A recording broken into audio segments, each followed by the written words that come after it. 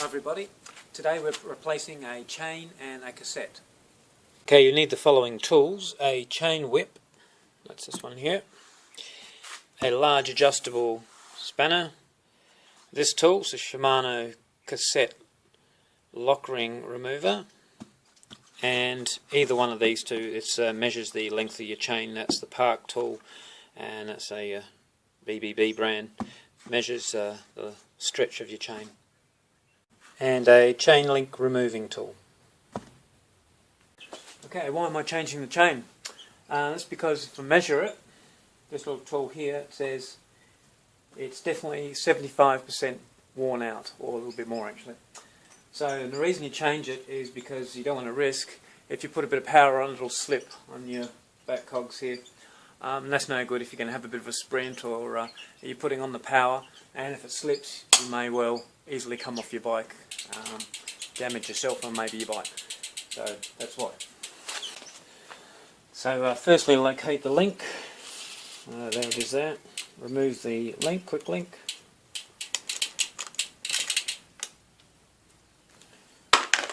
And then just unwind your chain. Always put in a container. Remove your rear wheel.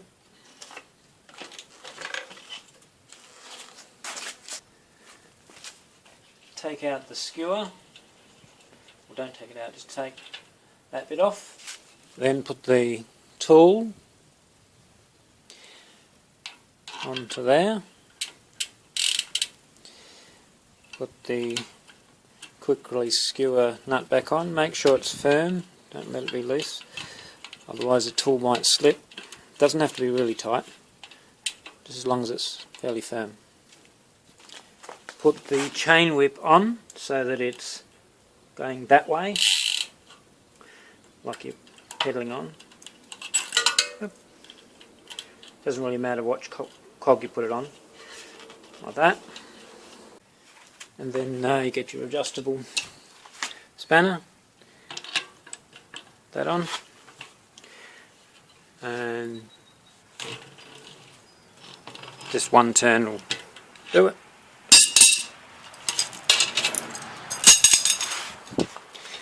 Then you can remove the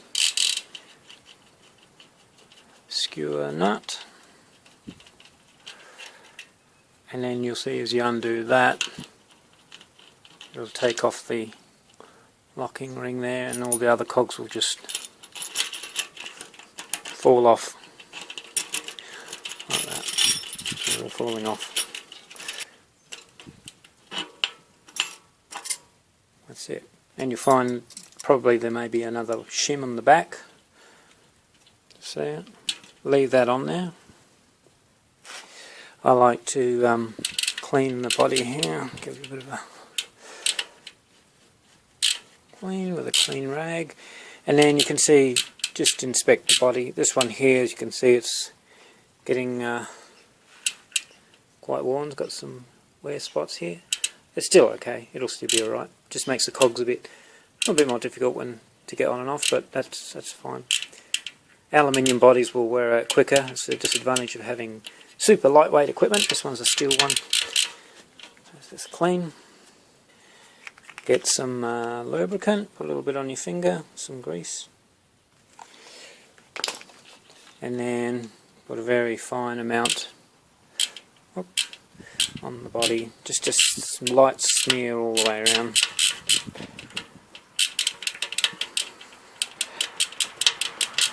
Like that. Okay, the new sprocket set and chain. This is Shimano 105. I find I like the 105s. They go fine. It's nice and shiny. It's shinier than the old Tegra ones. A lot cheaper and lasts a long time. This is an 1128. The chain is important to get a good quality chain, because the life of your cassette and chain will depend on your chain.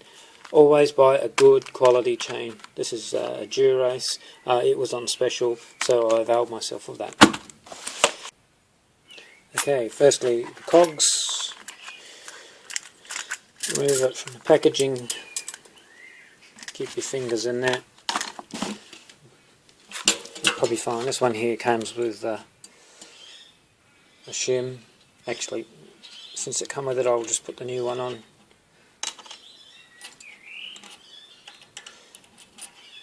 So there we go. Slip the new shim on. There we go. Right. Comes apart. You find that's your first part on the 105 anyhow. Now there's a large spline here. It's larger than the others. And on your body you find where the large spline goes on. Okay. So you've located the large spline. Line them up. And it just drops on. That's your first one. Then you find with the cogs, they're loose. So you put your first one on, just put them on as they come. One, there's the spacer.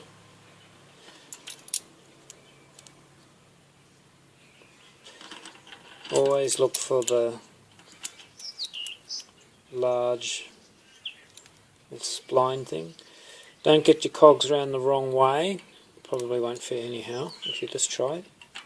There you go. Shimano thought of it. It won't go on backwards. Spine arrangement offset. So you can't really go wrong there. Put them all on. The last one, there's no spacer here now. The last three, it goes on there. One on there. Running out of room now. Where is it? That one there. Now your lock ring, there's a thread on the lock ring here. I like to put a little bit of grease on there. So get your grease, just a little amount, and just put a bit on the, oh wait, there we go, on the thread. Because when you're putting threads on, metal to metal, pretty much 90%, that's the reason, always have some lubricant on there, some grease. That's enough, that's okay.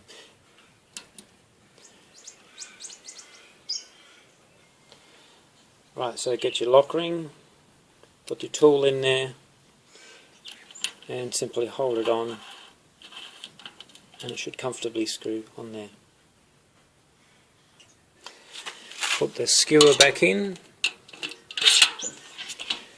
and of course the nut back on top. Again, doesn't have to be tight, just firm, and then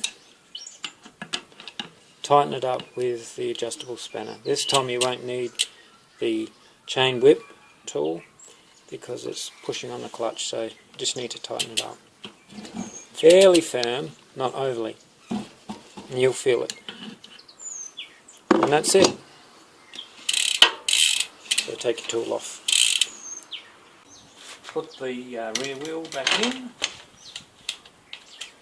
Okay. Right. So now go ahead and thread your new chain.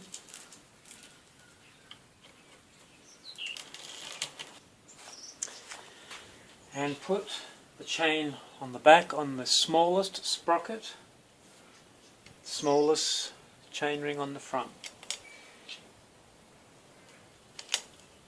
And you need the male end of the chain, and you need to make it so that your derailleur just comes forward a bit, about like that, and you go to the nearest male, so your connect link will fill that gap, just there.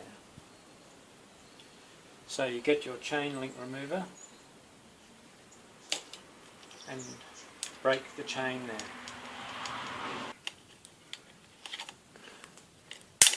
Right, it's fairly hard.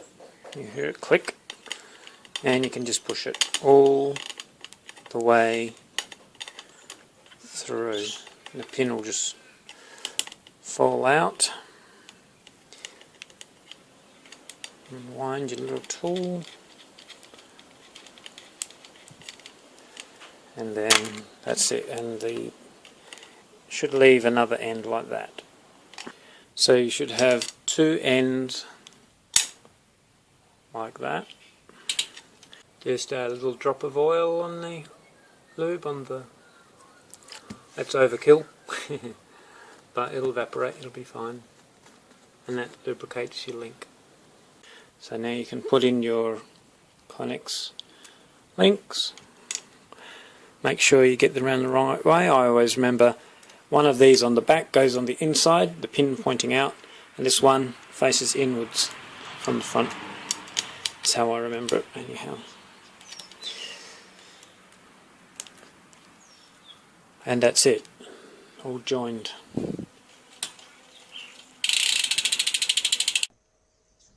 Okay, so now that you've got your new chain and cogs on, check through all your gears. Start on the rear one with the chain on your front chainring, the small. Go through all your back gears, make sure they all click in. They should be all the same, because if you put a Shimano compatible cluster on, it should be the same as your previous Shimano. And try your front chainring, go to the big ring on the front and go through the appropriate gears on the back again, just to make sure. But again, that should be fine. And that's it. You've got your nice shiny chain all pre-lubed from the factory, and you're all ready to ride.